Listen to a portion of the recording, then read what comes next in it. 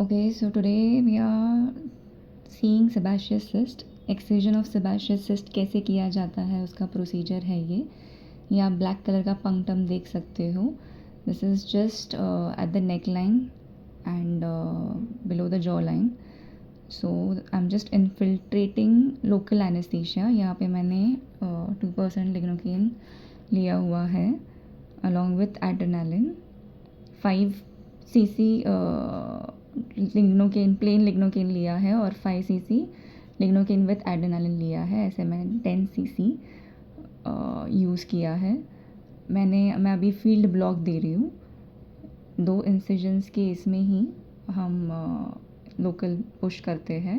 When you are inserting the needle थोड़ा सा 0.5 cc उधर ही जगह पे इंसर्शन के जगह पे ही कर दो इन्फिल्ट्रेट एंड उसके बाद आप नीडल आगे बढ़ाओ जिससे पेशेंट को ज़्यादा तकलीफ़ नहीं होती है. As you can see 10 ml syringe हमने यूज़ किया हुआ है. यहाँ पे अगर आप 24 नंबर की नीडल यूज़ कर सकते हो तो और बेटर रहेगा. पियर्सिंग एक्शन जो है नीडल का वो कम होगा. आई am just pressing the area जिससे दवा जो है एब्जॉर्ब हो जाएगी. उसके बाद हम टेस्ट करेंगे sensation.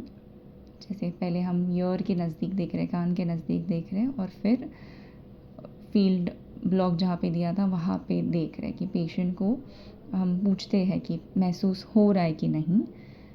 And once they respond positively we go ahead. इनको ये सेबाशियस सिस्ट पिछले 2-3 महीने से था and she wanted to remove this for cosmetic reasons.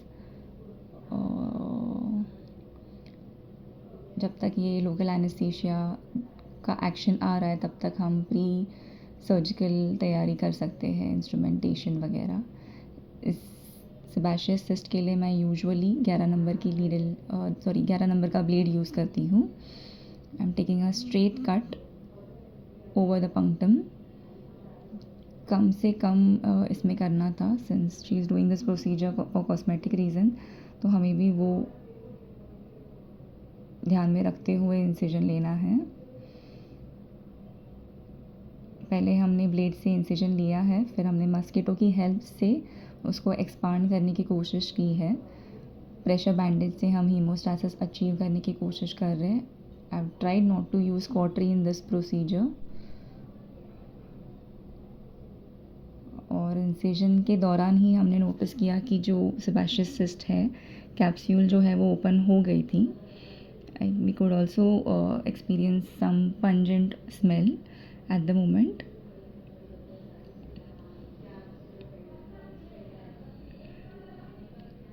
Now we will be doing blunt dissection. थोड़ा सा इंसिजन मैं बढ़ा रही हूँ. इंसिजन बढ़ाने का यही रीज़न था कि अच्छे से वो कैप्सूल निकले.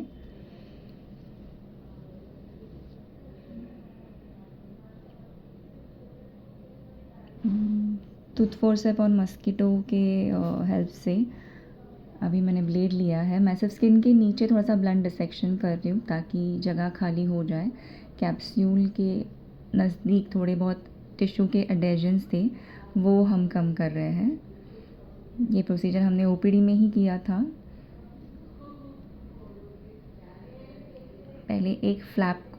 पहले नीचे के फ्लैप को हमने ब्लंटली डिसेक्ट किया है. कैप्सूल को थोड़ा दूर किया है स्किन से.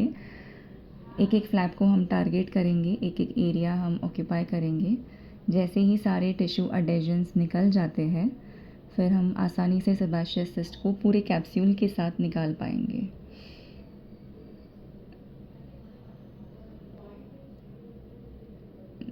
असिस्टेंट बार बार प्रेशर बैंडेज अप्लाई कर रहा है ताकि ज़्यादा ब्लीडिंग ना हो. अभी हम ऊपर के फ्लैप पे ब्लंट डिसेक्शन कर रहे हैं.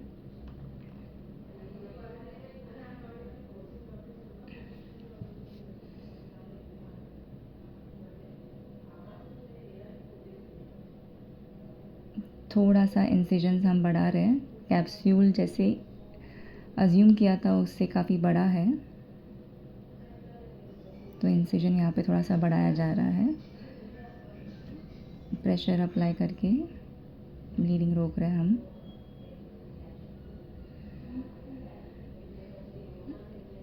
इंटेंशन ये था कि पूरा कैप्सूल एक साथ निकालना था। एज यू कैन सी अभी हम मस्कीटो से आजू बाजू का टिश्यू सेपरेट कर रहे हैं। एक बार पूरा कैप्सूल आजू बाजू के टिश्यू से सेपरेट हो जाए तो आसानी से निकलता है। धीरे धीरे सब जगहों से हम ऐसे करेंगे। डायरेक्शन ऑफ मस्कीटो अगर आप देखोगे, हाँ सी कैप्सूल का बैक साइड ओके निकल गया। ये निकालने के बाद हमने हाइड्रोजन पेरोक्साइड और बीटाडिन का फ्लश देने के बाद सूचर लिया है। उसके पहले थोड़ा बहुत